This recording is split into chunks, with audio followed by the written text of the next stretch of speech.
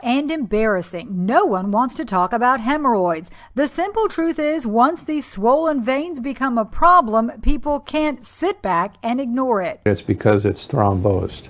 In other words, that's a fancy word for it. It has a small clot. It distends the skin and it becomes real painful. Now there's a new, less invasive treatment that makes these bleeding blood vessels disappear.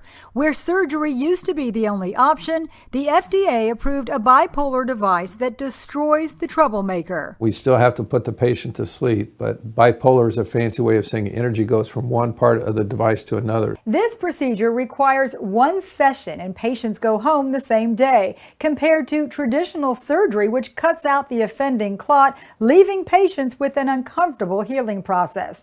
The bipolar method is cutting-edge treatment with no cutting. It shrinks the blood flow into the hemorrhoid, which then shrinks the internal hemorrhoids. It doesn't extend deeper to involve the muscle tissue, so there's no surgery in terms of cutting out the tissue.